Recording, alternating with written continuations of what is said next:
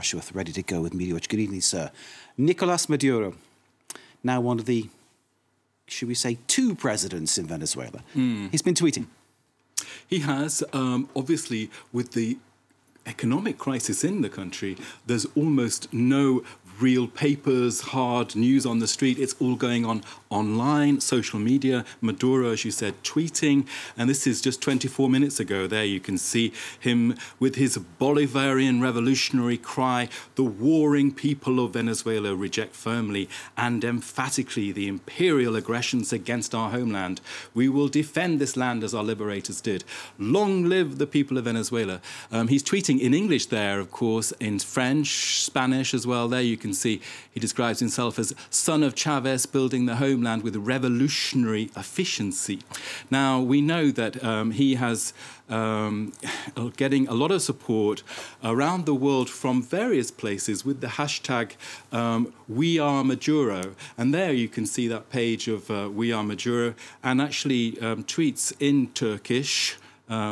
And one of the people tweeting is actually the spokesperson for Recep Tayyip Erdogan, the Turkish president. There you can see Ibrahim Kalin, that is in Turkish. I can translate it for you, saying, "Maduro, my brother, hold on, we are at your side."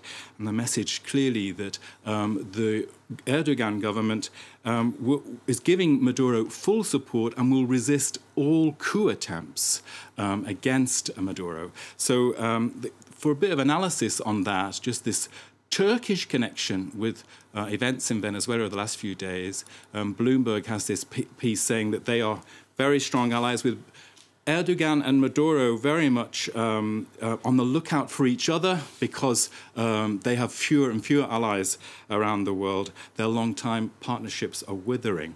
Now, there is actually a tweet map which you can go to around the world on this website, OmniSci, which shows the current tweets around the world. There are 400 million tweets happening now as we speak. And there you can see the world map. If we tap in the hashtag #WeAreMaduro, in fact, what do we see? We see 1,723. But if you look at scroll down here, you can actually see that quite a few of them are in Turkish. And if you go to the bottom of the page, there you can see that in Turkish it says 681 of the tweets out of 173 are in Turkish.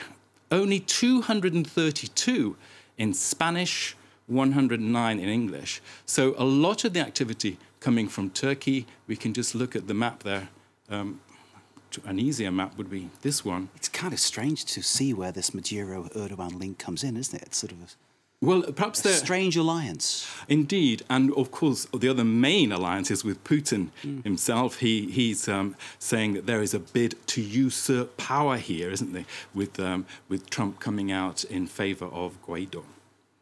Indeed. So what about the social media campaign for the other president in Venezuela, then, Juan Guaido? The dos presidentes, the two presidents here, Guaido's website. Actually, when you look at his Twitter handle there, it says that he is the president of the assembly. He hasn't actually changed it to say that he is president of Venezuela. And if you scroll down, he's basically tweeting every couple of hours here, and we can see he's getting support there from retweeting support from Mauricio Macri, the Argentine president. We've got support there from Chrystia Freeland, who's the Canadian foreign minister.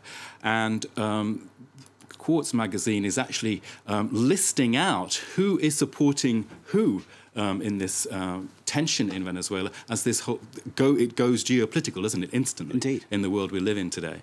There, the list, you can see mainly European and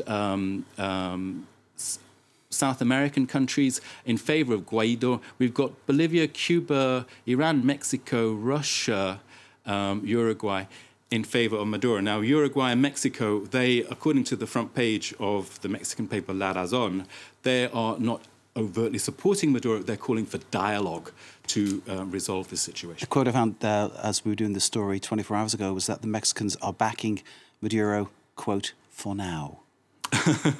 Clearly waiting to see what happens. It is calling for dialogue, as you say. It is a fluid situation, because to take on Maduro when he's entrenched in power, the military have said, I mean, what I've been looking at here is the military have said that they are supporting him, but at the same time, there are tweets about some of the military handing themselves over to Guaido supporters, so that's the information that's bubbling away. Indeed, and the military and their families and their families' family. I mean, they're all the people in Venezuela who are suffering, who have shortages of all food, all supplies, and all this under Maduro's policies, continuation of Chavez's policies, this Bolivarian socialism, call it what you will. Venezuela completely broke with inflation into 1,000,000%, and people can't afford to buy basic things, and when they can, the things aren't even there. So clearly the people in the army suffering the same as the civilians, and one can only think that something might change at some point, but it seems at the moment this stalemate in Caracas, which is clearly raising more questions than it's giving answers. Nick, we'll leave it for there. Thank you very much indeed for that Media Watch. Nick with the Media Watch. Interesting stuff.